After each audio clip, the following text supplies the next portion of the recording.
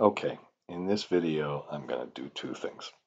The main thing, by far the main thing, is to show you my new method, yet a new method for solving pain points, for solving the pain points of circular references. And this is only going to be a minor part one. All right. The uh, in this, I've made a little project finance with my friend Sahil, and we were supposed to do something for a class that my friend was teaching, Sledan was teaching, and he wanted to be able to quickly change things, quickly change kind of anything. The DSCR, make a debt to capital scenario, put a cash sweep in, compute the PPA price, all the kind of stuff I do. Now, if we do this, and right now I'm going to just skip over something. If we would use a copy and paste method, it's just fine. The first thing with the copy and paste method, now what I did was I really should introduce this a little bit better, but I said, okay, let's only compute one sheet. Let's not compute all the other sheets. Let's set the thing to manual, and then at the very bottom, so this says the current status is whatever the calculation button is on, set it to manual, only calculate the sheet, compute all of the copy and paste, all of the circular references related to IDC, fees, CFADS, and all this. Now, when I'm doing this right now, I'm cheating because I'm using only the debt to capital method. Okay. All right. So I'm going to show you how this works. I'm going to show you hopefully how to make your uh, uh, um, copy and paste method a little bit better.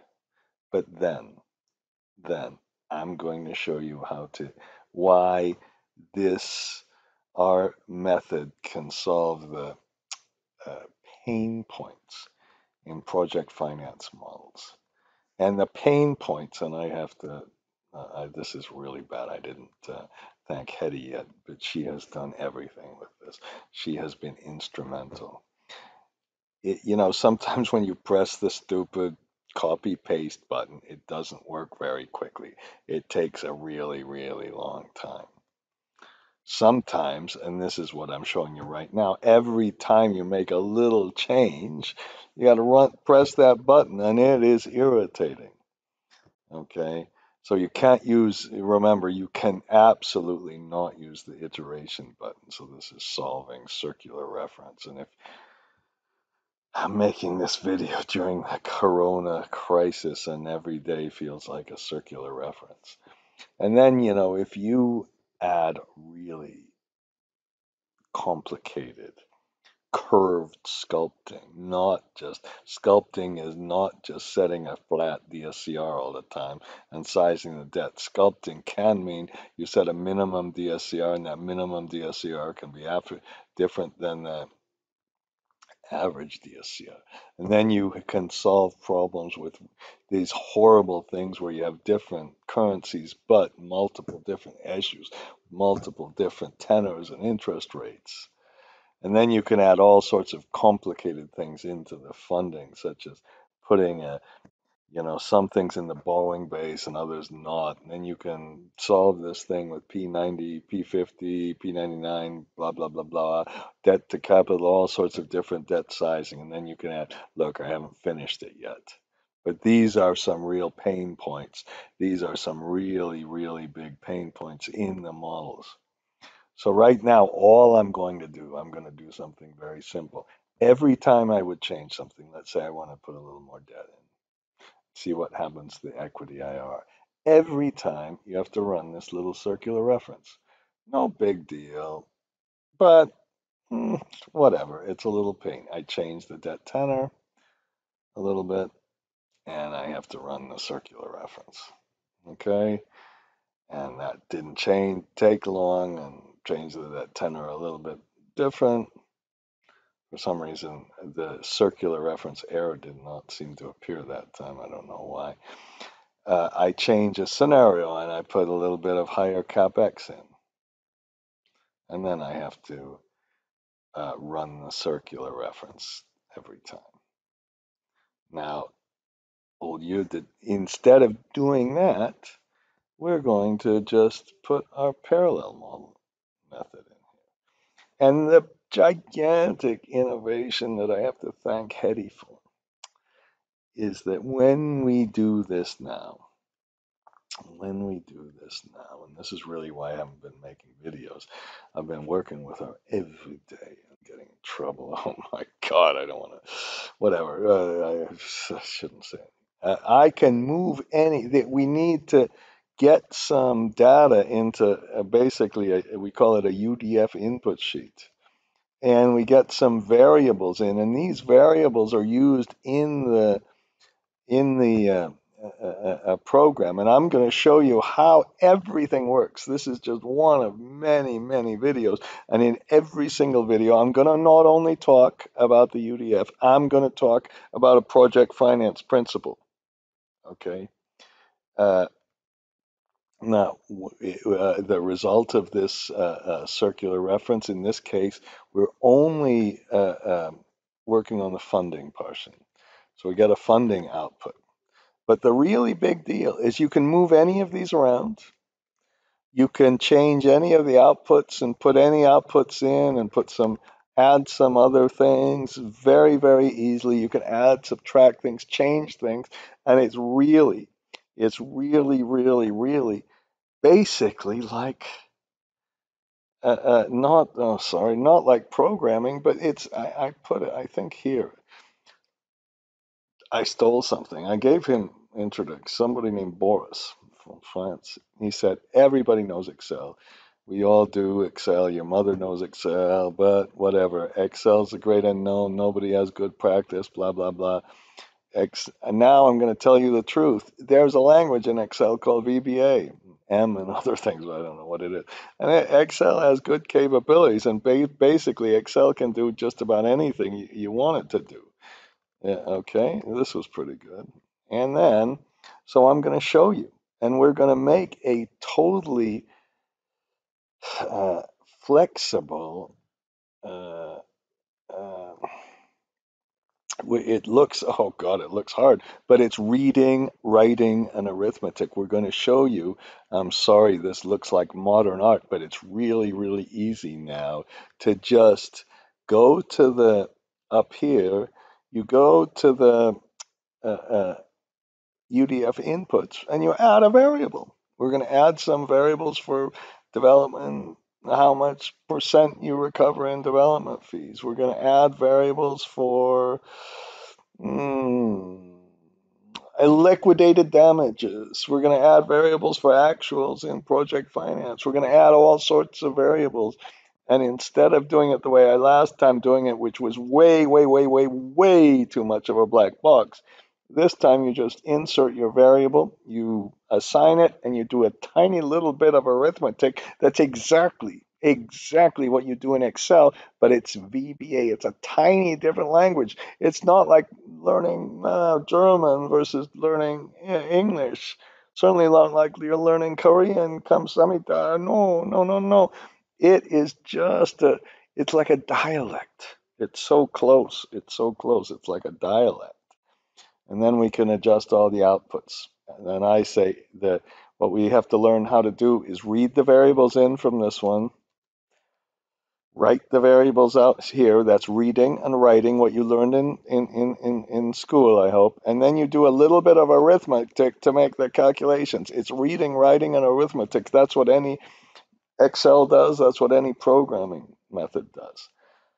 So once you've got this ready, now if we switch it to this parallel model, now I can change the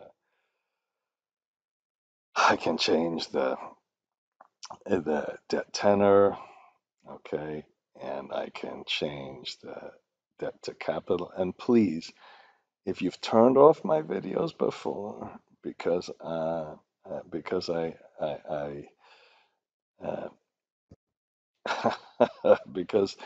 I babble on about this stuff, I hope you will consider this now. Can you see the difference? This is not a gigantic difference. Of course, you could put your copy and paste method in, and of course, you could then every time, look, you've got to click on the button every time and it'll work. It's fine. What the heck? And you can put a delay case in or an increase in the capex delay. We're going to work through liquidated damages and you can uh, do all of this. Now, before I get to our first exercise, and maybe this model is hope relatively standard. We have some operating inputs and we have some time series inputs and some scalar or constant inputs. Now, I didn't put input C and input F, which is going to be such an important point. And then I put the financing inputs on a different page, okay? And then, Teddy would yell at me for that. And then we have some operating cash flow, and we put our capex in, and we've got some issues about development cost and development fees. And then uh, uh, put in some, uh, uh, we put in our sources and uses. And right now, if you're going to do this, frankly, I was arrogant before. I was really arrogant before, and I said, okay, I can take any model, and I thought I could do this with. I thought I could do this, and at the end said, "Oh, I just need I just put this model into put this UDF into my model." Oh, that's not easy at all. That was painful. What you need really is a common timeline. And I know that's not standard, and I know these idiots, oh, God, they have one timeline for pre-COD, one timeline for post-COD, and it doesn't automatically match, and somehow they have to put it together to compute the IRR. Get one timeline in. So if you're going to do this, you might have to do a little bit of restructuring of your model. I'm not saying you don't, because uh, uh, uh, and then the second thing to do is to put a summary sources and uses. I know you don't have to have this. I know you could put all the sources and uses down by the funding requirements down here. Okay. You could, this is essentially the uses of funds with the IDCs and all that stuff, but it's just kind of convenient to be able to show a few things here, what we're spending money on, and then how much of that spending will the banks allow you to consider the basis for computing the debt. In other words, they might not allow a development fee, they might not allow this EPC fee that we have. Uh, they might want all the LDs to be recovered by themselves. If you've got mezzanine debt, they might not allow the IDC on the mezzanine debt, blah, blah, blah. So you have a borrowing base here. And then we have our fixed amount from the debt to capital. So if I switch this, now I am on the copy and paste method. And this is what I absolutely insist. We have a little flag. I guess I put this in the operating inputs here. I put a little circular method. Okay, and I press the F5, of course, font control and right arrow on F5. Okay, I am adamant. I'm adamant that you can take a little template. You can take this file that I will put on the website. I'll put it on the website, and you can adjust it for different things.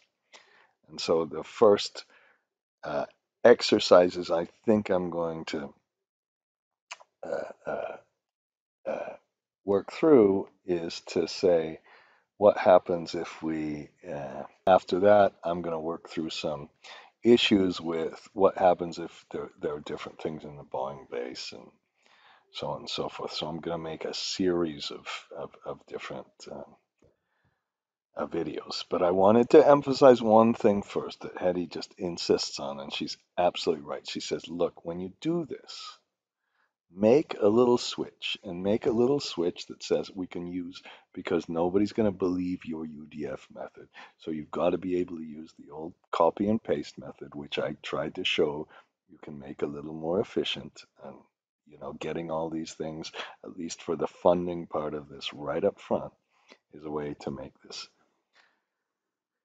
a way to make this all a little more efficient. So if we press it to up here, if we switch this method and make it the parallel method, this changes to 2. And now what happens is this thing takes it from the UDF.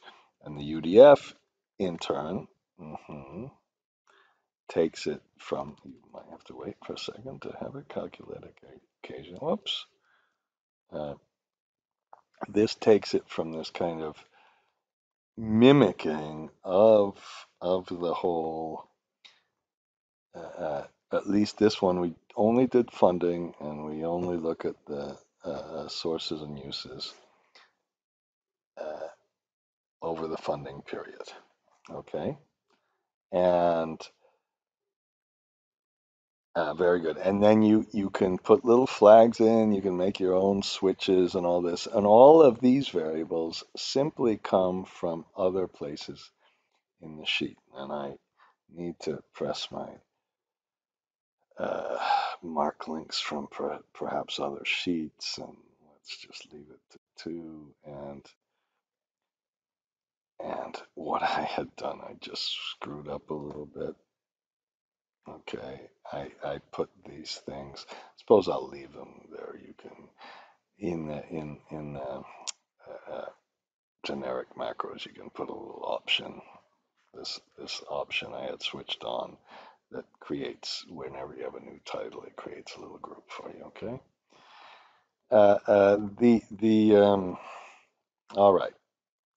Now I want to change something, and I'm debating on what to change right now. And I'm going to pause the video for just a minute.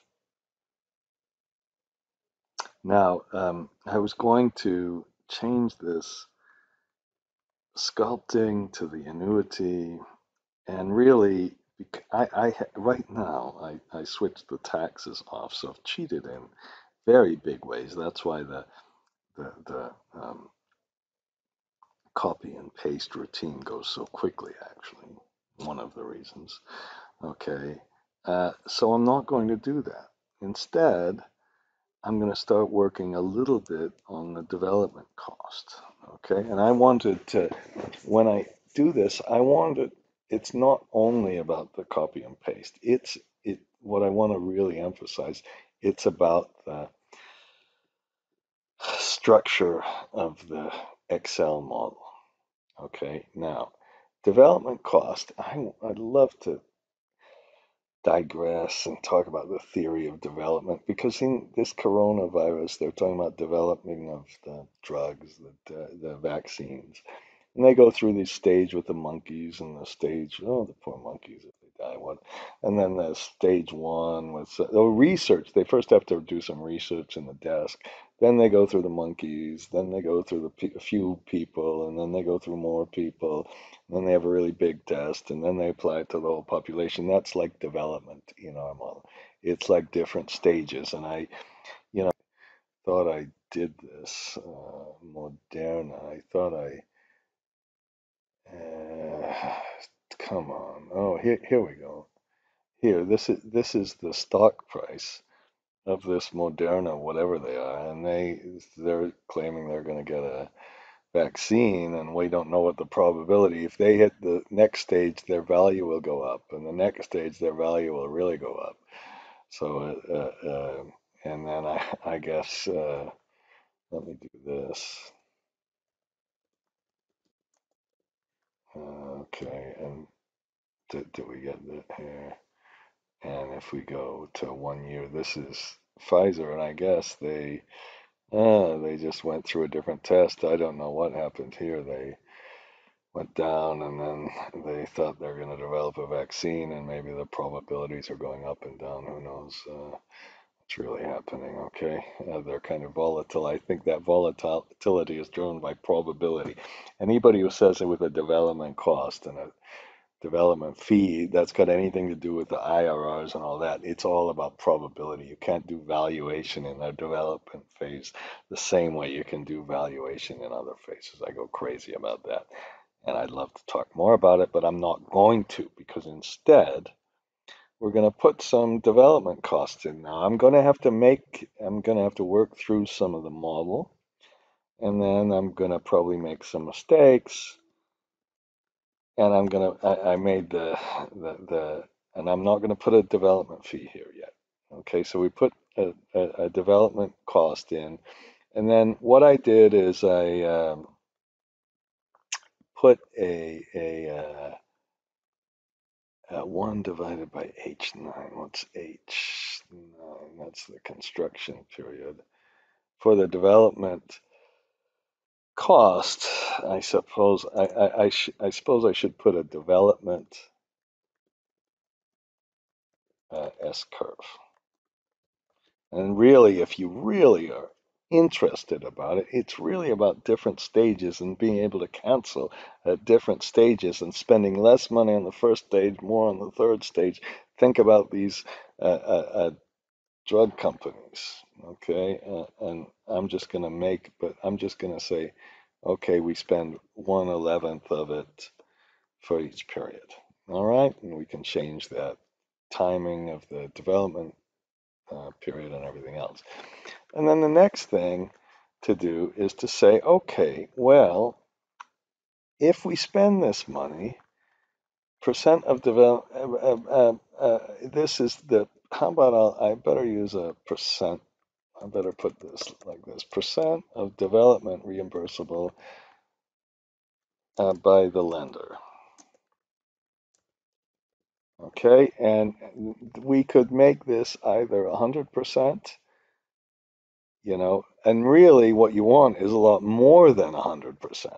But I'm going to make a really mean banker who says, oh, you spent, here's what they do. They do all of their audits of this development expenses and said, you went business class. You shouldn't have gone business class. I'm taking that out. Or you wasted money. That when you charged the CEO's salary for all this, his salary, I'm sorry, I'm saying his salary for the whole year to this project, that was a little excessive.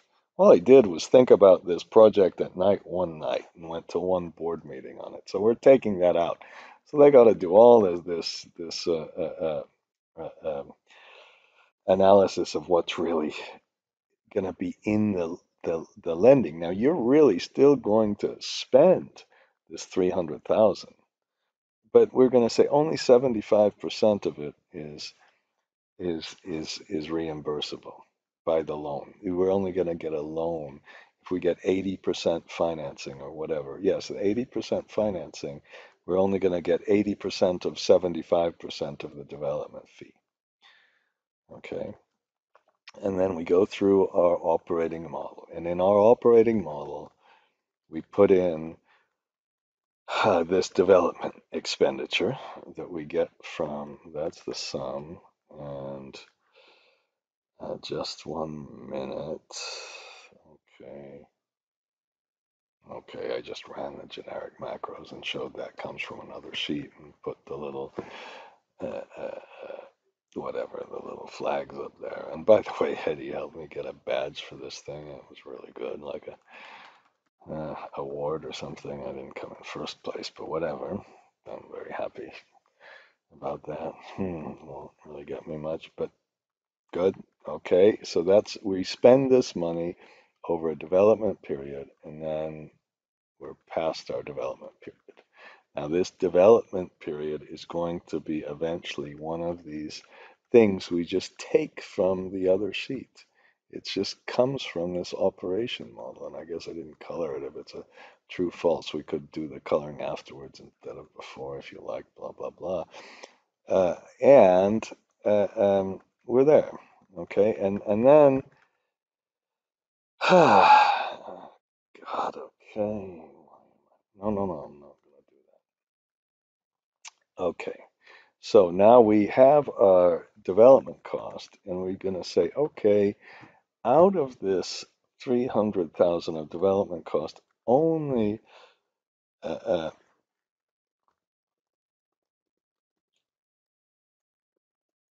only 75% is reimbursable. And we could do this for any of the costs. So the amount of the base for our borrowing is not this one. It's not the amount we actually spend. It's only 75% of it.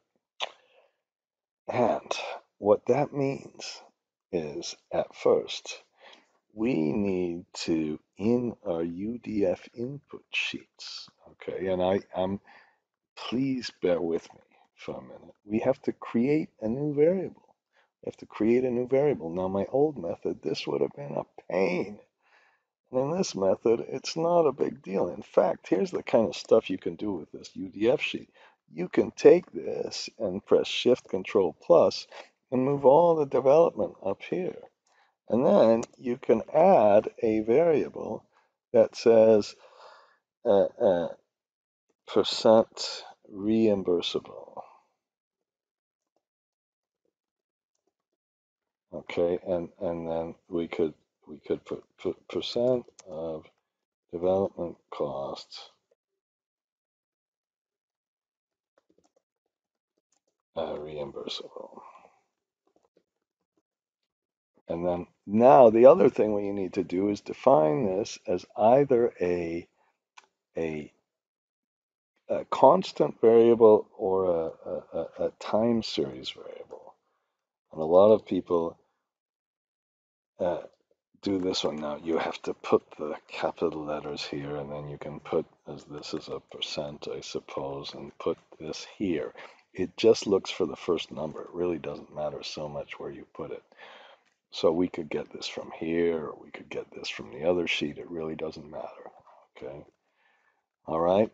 That's the first thing. Now let's go back to how we're going to model this. Now, when we model this, so hopefully you might, if you're not interested in the UDF, that's totally fine. And now notice that we have a difference in fixed and UDF and all this. Perhaps I should redo this now. This is redoing our circular reference. And, God.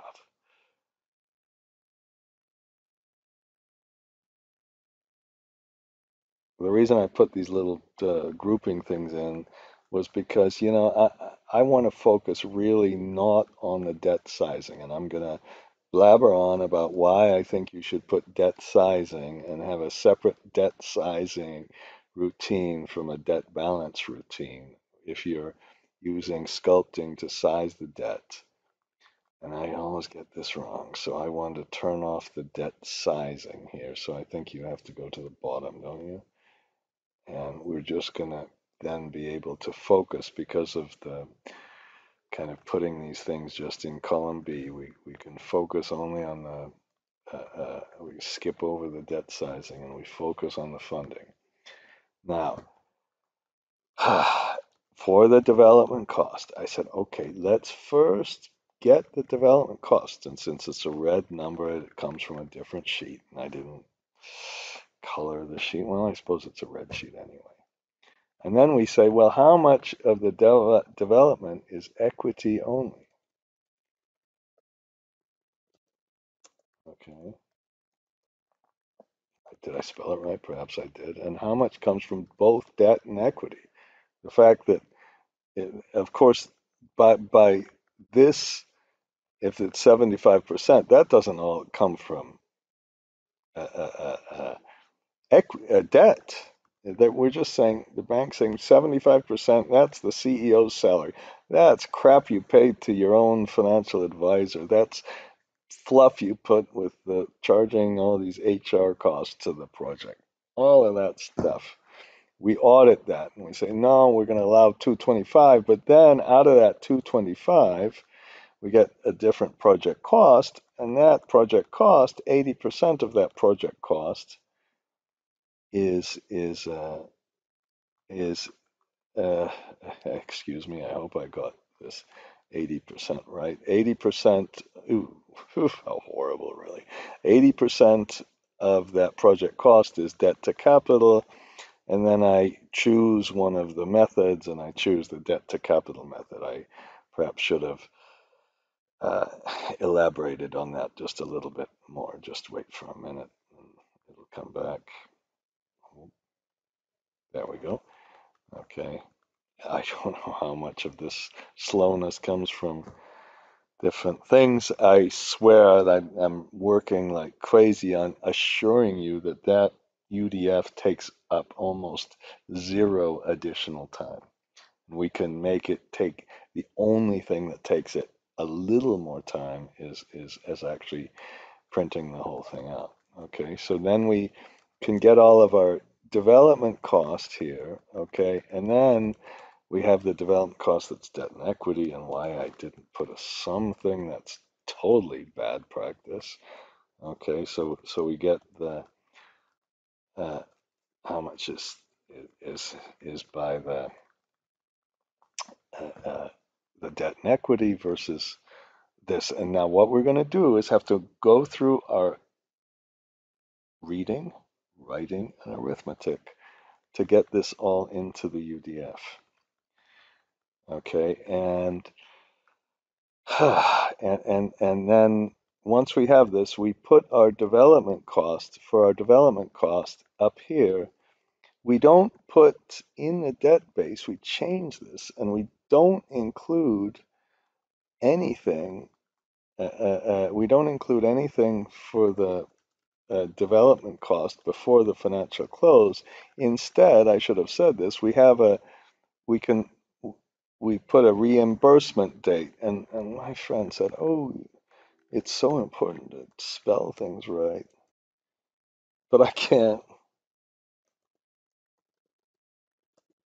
And he said, oh, I saw a model where there weren't any spelling mistakes.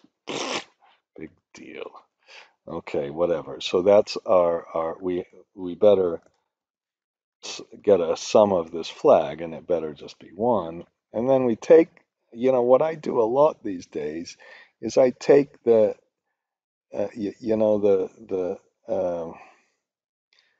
if we've computed something up here, I just take it right down here. Now, this isn't maybe associated with some bureaucratic rule. I just hate these bureaucratic rules and do things that make sense. It's not that bad. All right. And then we take that one and we just allocate all of the development costs that are allowable into the development cost for reimbursement. And then for our development cost, we don't use that we're going to use for the computing all the funding needs to then determine uh, uh, the amount we can borrow. We're going to get this big number right up front. Okay, and we're going to essentially do the same sort of modeling in our uh, uh, in our UDF. And as I said that, I realized that all we need to do, and I was kind of an idiot with the thing I just did, we need to just put, we don't have to put the dates in or anything else. We just have to put the amount of development cost that's actually going to be reimbursed on the relevant date. And then we get all of our funding requirements, blah, blah, blah, and we'll have some liquidated damages and received. I'm going to put that in a separate uh, uh, uh, kind of, kind of, um, in a separate video. Okay, and then you get all this horrible, horrible, horrible copy and paste. We have to do it. If you have the DSRA, we're going to have to copy through a whole line. So we can just get instead of doing this copy paste for the whole line, you just get this one up here from the UDF. It just comes straight from the UDF, and you make absolutely sure that everything's tying. Okay, and we just go back. Now, uh, once we've done that, we get the equity up front, and we do all of our equity up front or pro rata calculations. I think I have this all on pro rata, and I'm reluctant to even, that's not a very funny thing. I'm reluctant to change it. But at the very end, we said, okay, how much of the equity is funded by debt and equity, and how much of this equity is funded only, how much of this development only comes from equity? Now,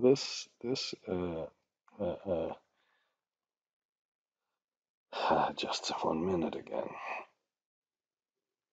Now, if you, so down here, so we have, I made a couple of adjustments, excuse me. So we have the reimbursable development cost, and then we go through and we're going to fund this with pro rata. We're going to fund this with pro rata equity and debt. And that pro rata funding is all part of our sources and uses summary and elsewhere. And in subsequent videos, I'm going to go through that a little bit more. So we can put equity up front and make it all equity up front or equity pro rata. We can take that equity and in turn fund that equity with an equity bridge loan and the rest of it. Okay. Now, when we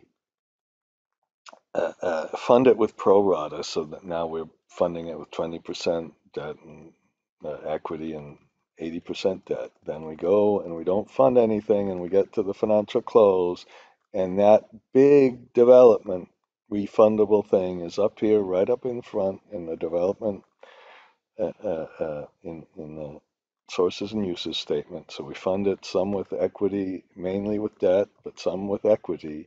But the good news is, and we issue all this debt, okay, and I put a little total debt issued here. I suppose perhaps it might be a good idea to put an underline here. I think people have new rules about underlining, and they always put a little underline under the opening or carry forward balance or whatever you have.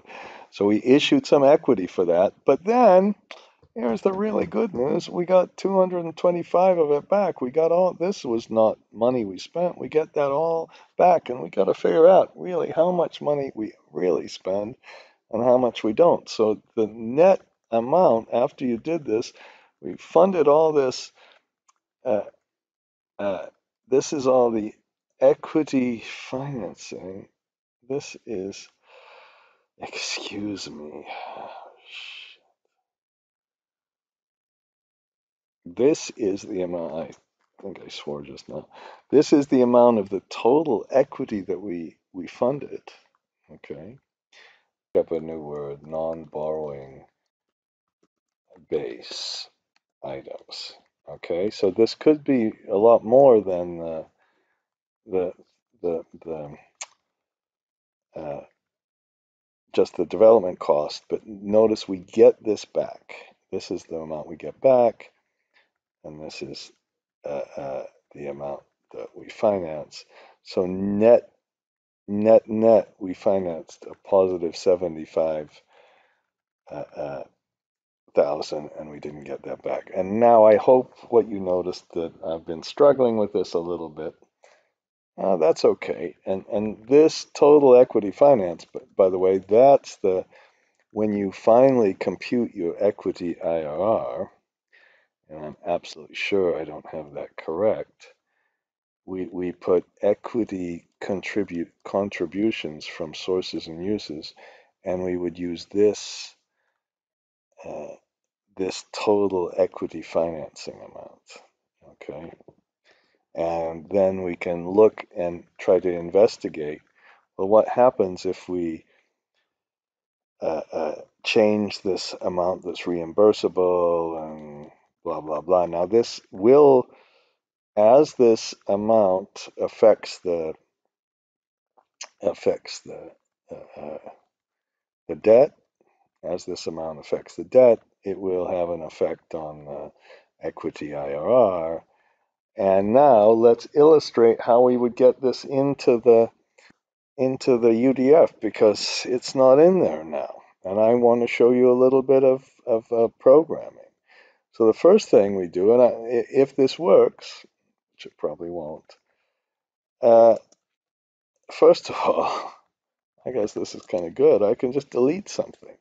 I don't have to sit here and in the last times I've done this, before I did this with Hetty, it was all, I do it all crazy. And I put development,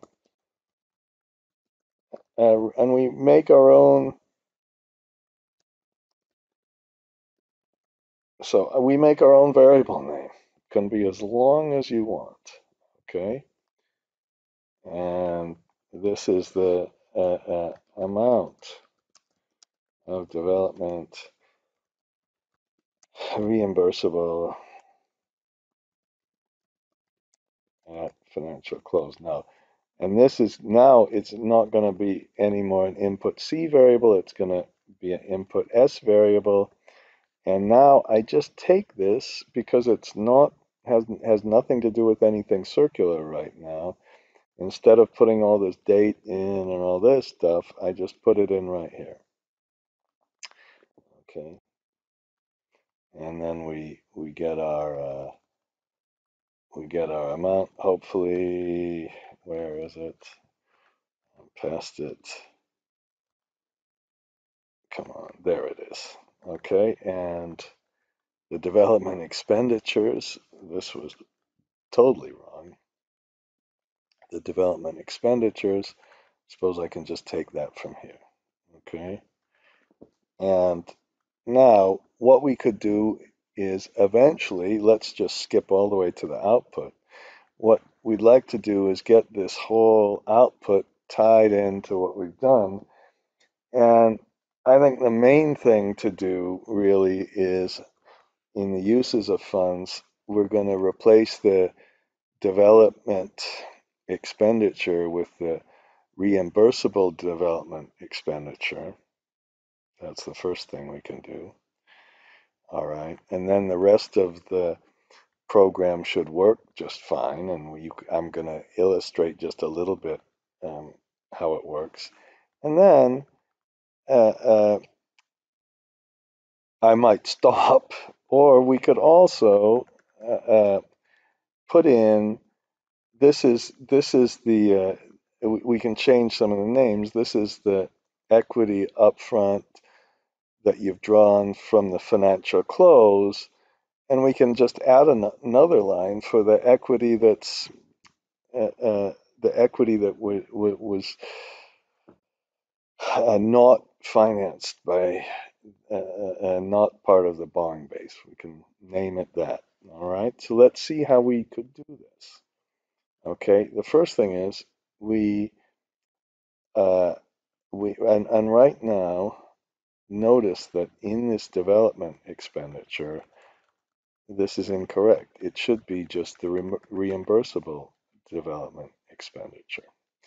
Okay, and all we do, and you can see how nervous I am, and I shouldn't be nervous, is we go to our little program. I just put a little thing there to code this. Now, in this program, I'm going to walk through it more slowly with you. In this program, there's something like a home page, and then there's something really like your pages in Excel. You first have to assign variables. That you just have to name them. You have to read things in. It's reading, writing, and arithmetic. And then you've got some timing flags we don't have to adjust. And then we have a big circular reference that causes all the problem. But this circular reference loop should be just like your copy and paste loop. So I'm trying to show you that it's not that hard. And then we have our construction financing sheet. And I have named it construction financing sheet because it's just like the sheet you're going to have in your model. And what we're going to have to do is put this into the sheet. Now, if we go downstairs, then we have some funny looking code. But the big deal on this code is to go down here and decide, is it an input C variable? This is an input C, or is it an input S? Now, our item was an input S variable, so we put it in here. Okay. And Then, after we read it in, we don't make any adjustment to our timing flag sheet. Okay, but we go and we don't do anything with our debt sizing function, which is going to be on the next, it's going to be in the next video. But we do go to the construction financing sheet. And right now, I have the development fee amount, and I'm going to leave that here, is the that's the development fee, excuse me, I got that wrong. Right now, in our uh, funding needs, and I'm skipping around a little bit, but this is just like Excel. Now, the only difference you have to understand, the only difference is when it says period in the parentheses, that's like a variable in Excel that you're going to copy across columns. Now, I'm going to do this much more slowly, and I'm going to go through step by step, and my goal is to convince you that it's not intimidating and you shouldn't be afraid of it. And right now, in our funding need, I hope, oh, up here, our base funding, this is kind of the stuff with, I put the development expenditures, and we want to change that and make that the reimbursable development. And we're going to make a variable that's named reimbursable development. And then we have all of these, I'm going to walk through these, but these are essentially identical to the equations you would have in a well laid out construction financing sheet. And then you have to accumulate everything and get the total costs and what have you. And finally, you go down here and excuse me, you go to the report. And if I want to add another line in the report item, in the report, I'm going to perhaps, maybe I'll even leave the development expenditures in there. So we've up here got uses of funds. We'll have, we could put development expenditures, and then we could put just below these development expenditures, and let's start with that right now, we can put reimbursable development expenditures. Okay. And I'm really hoping, now at first,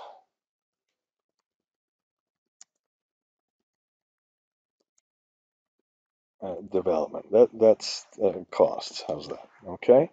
We have to change these names, and we can just insert a line wherever we'd like. In fact, if I just do this right now, if I go to the output, and I hope I'm doing my calculation, just this stupid video thing. Kind of sad you couldn't see that. We just put an additional line in here. That's how easy it is. And then maybe we want to switch the uses of funds for, maybe we'll name this uses of funds for borrowing base or something like that. So we just go back here and we just start changing these around. And what I'm trying to show you with this little example is that everything is really flexible now. And hopefully it will take you less time to work through our putting this into our UDF than it took us when I made all those stupid little mistakes on the model. In fact, I have to tell you, I make mistakes all the time, and usually it's in the model and not in the program here. So uses of funds for borrowing base. I will have to come up with a better name uh, uh, uh, here, and there might be a whole lot of other adjustments up here. Okay, and so now let's change this, and what we do is we just start incorporating this variable. And the only thing we have to do is be a little bit careful with our spelling. Okay, now I have named this an input. These are time-based variables. Input, uh, it, that's spelled wrong, isn't it? Oh my gosh. Input S. Okay, and what you do here is you just add the variable. So now what we can, we find this variable name, and we made, the only thing we added was a development reimburse, IMBURS, reimbursable. Okay, so you can even, because I'm going to spell it so badly and so wrong, I hope you can copy this and just get this into the file. Okay, and then now I put 1,000 here as the maximum kind of number of columns. I think I'm working on a model that has about 1,000 columns in it, and it's a really sad story. Okay, and then once you have this, this means it's a just think about this as a simple variable that's copied across the sheet. Now we have to do a reading, writing, and arithmetic. And so the first thing we do is we simply, I shouldn't say that. That's a crime, okay? We find the input S variables, okay? Now, there are some variables that we'll go through this that vary by, there are some variables that have many different debt issues, because we're going to use this. I'm going to show you how this model works with multiple sculpting and all of that. So then oops, that was really silly. Okay, you know, this is kind of what the next thing I'm going to do. This is a little bit like getting your blue lines, not your circular reference blue lines, but your precedent and dependent. And to do that, basically, what you need to do is, where in the hell did I put this? Here, development reimbursable. You have to basically just do a control F. So we're going to put some reimbursable down here, and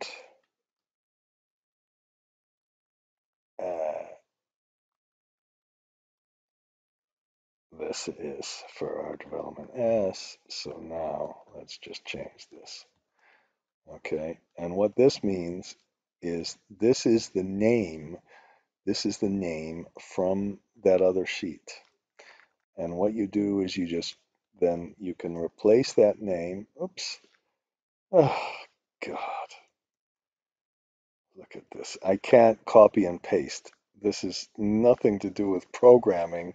The fact that I cannot seem to copy this stupid thing is driving me crazy. Perhaps it's because oh, it was probably okay. All right. So this is a little bit, I'm going to work through this and demonstrate how this thing works to you. But basically, it goes through and it looks for that variable. When it finds that variable, then it collects all the time-based inputs, those numbers you put in, which were all zeros except for that one in the middle. Okay. Now, the next thing we're going to do is we're going to copy this, and then we're going to put this down into our construction financing sheet. Okay, and in our construction financing sheet, I should have gone through this a little bit slowly. This is a loop, but I'm going to talk to you so much more about this. This is a loop that goes all the way to from the development to the end construction. And then we have some PRIs in here, and we say if we put a fee, but we just put a fee at the financial close. So you should start reading this just like you'd read your own Excel equations. Really, it really is. And there shouldn't be some complicated stuff. It should be all pretty simple. And then we get to our financing requirements. And what I'm going to do here is change our development expense to just the reimbursable development. Okay, and then once we have that, that's going to go, that funding is going to go into our funding needs. And then we're going to figure out how to get it from equity up front or pro rata funding. That's what that does, and I'll go through that slowly. But again, I hope you're not afraid to read this. I hope you don't look at this heady at first and say, I can't read any of this stuff. It's impossible. And then you can sum things. And right now, we want to sum all the funding needs, and that's really our borrowing base. But I also am going to put the sum of uh, uh, the oops, I'm going to call this the accumulated. You know what I'm going to do? I'm not going to do it like this. Okay. Uh-oh. I hope. Oh no. Okay. I'm going to do something else. I can rename a variable here. Now this is a little confusing. I'm sorry about this. Accumulated development fees. That's wrong. And where did I have the? Oh, I accumulated the base funding. It's in here. I don't have to do anything special. And this is the total project cost. Now this is the direct cost. And maybe I should eventually rename this, but I'm not going to do it in this video, to be the borrowing base cost. And we can distinguish that from the total cost that you could have to compute your depreciation and so forth. But I think we're okay now. And so let's just do it. Okay, and now, unfortunately, well, yes, I can do this thing, this, can't I? So now when I calculate now, we have the use of funds for the borrowing base that we put. Whoops. And I did something wrong because just just a minute. Oh, I didn't change it in the report, of course. Okay. Okay. Well, I gotta have to make some mistakes so it makes it clear. I have to make some mistakes on purpose, don't I?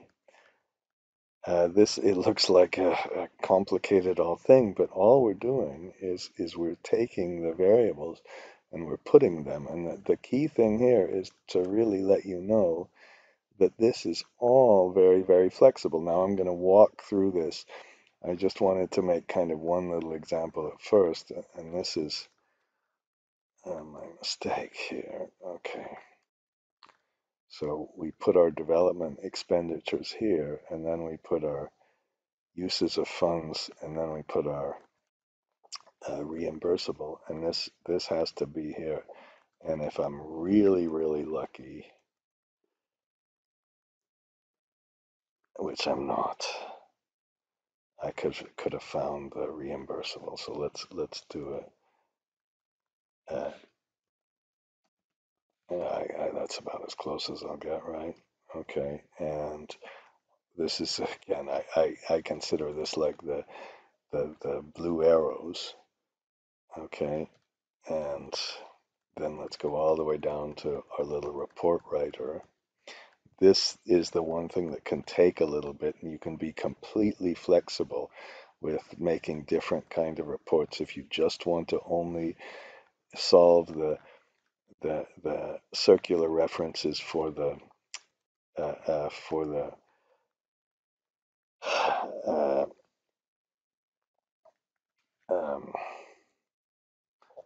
the construction period. You can just do that, or it can be just for the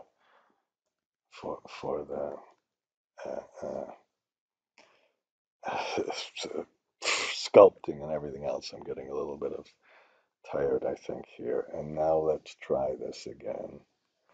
Okay, and let's do our little formula. Let's calculate now.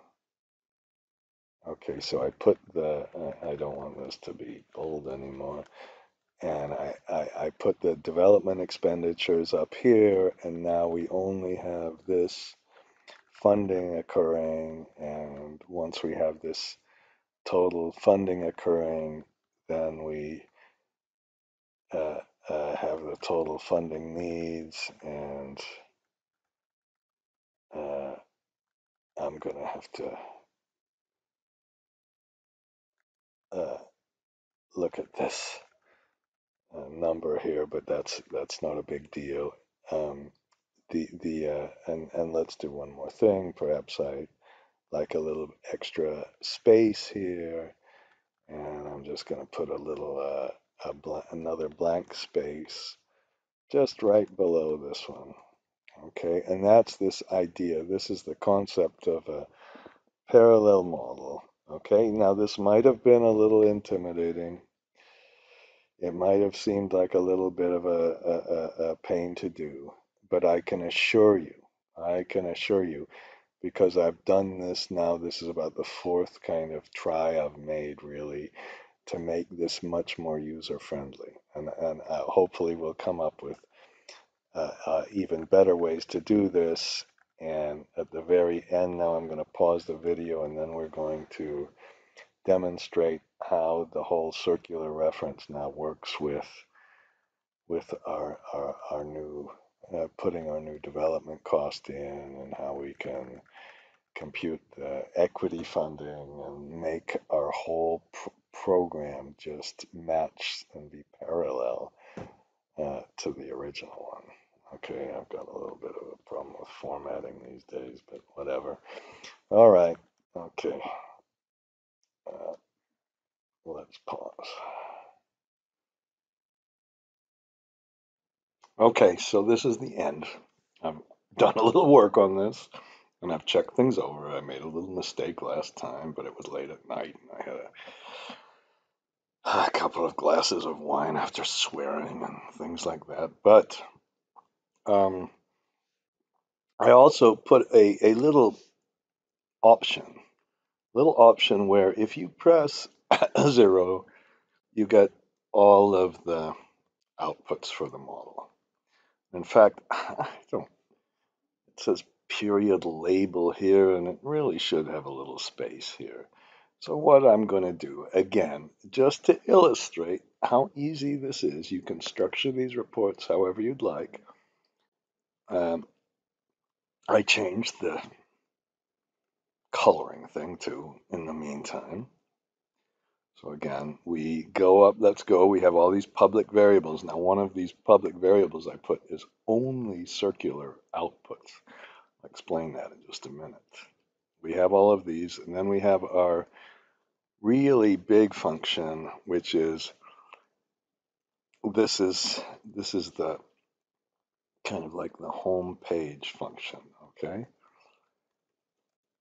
And then we call the other functions. I'm repeating myself. I apologize for that. Okay, and the point I want to emphasize is you can change kind of just about anything you want. And we read our input C and our input S variables, just like the input C and the input S variables in your models. Then we have a timing flags sheet, just like you have in your models, and perhaps or perhaps not. I think you should. You should have a debt sizing. I'm going to rename this to the debt sizing sheet. And then we have our big one, the construction financing sheet.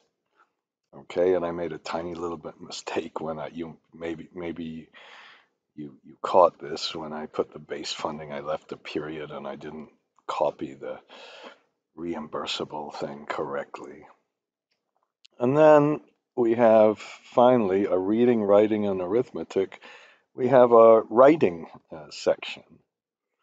And in our writing section, it looks a little bit like modern art. It looks a little bit difficult, but it's really not so bad. And I put all of our circular references up at the top, and then I kind of put an option here to skip around everything. All right, now,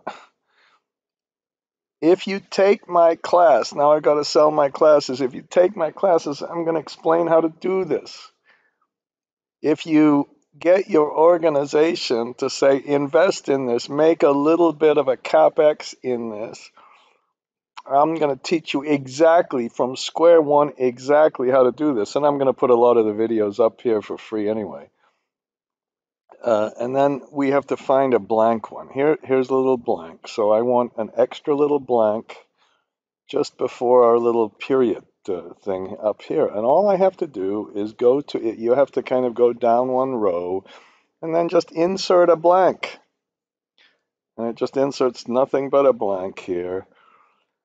And then you press the, we better, just because this shouldn't happen, but we just put an extra blank in here. Now, the good news is all of these circular reference things, these key circular reference links, and perhaps if I'm still open, oh, Jiffy Loop. I don't even have a car anymore. Well, I do. It's a really old 75 car, okay?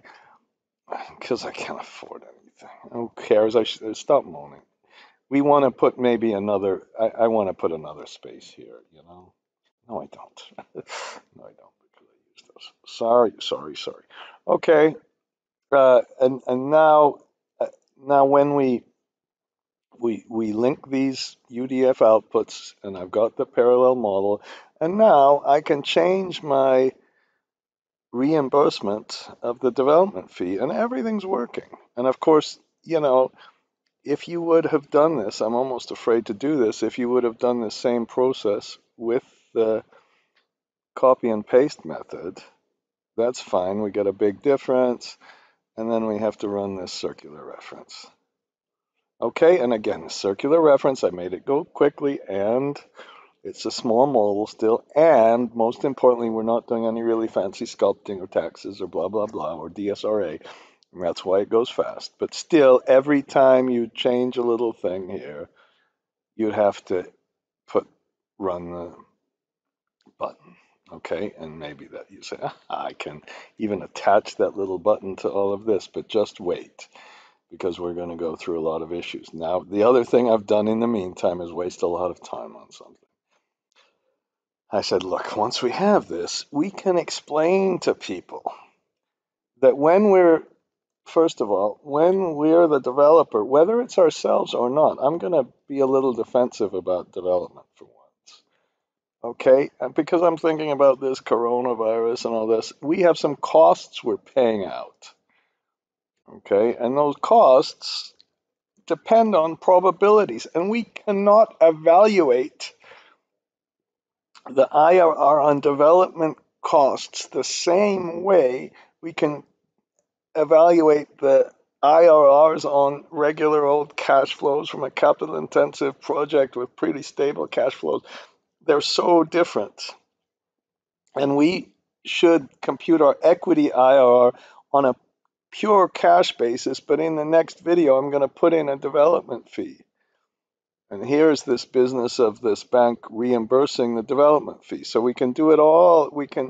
By having this circular reference thing resolved, we can put all of these things together and at the same time resolve some of these things that sound straightforward but are a little complicated. And I'm going to put an EPC fee and all of this, and we'll put in multiple debt issues, and we'll get to the point at which really to get all of this in Excel with so many cancer-causing circular reference is going to be really difficult. And the idea of our new thing, which again, you can sign up for the course. We're going to go through it slowly. I'm going to take you through step 1, step 2, step 3, step 4. The idea of this is to resolve all of the um, to make oh God get something out, to make it really kind of simple and to use, okay, and efficient. So that's the end of the video.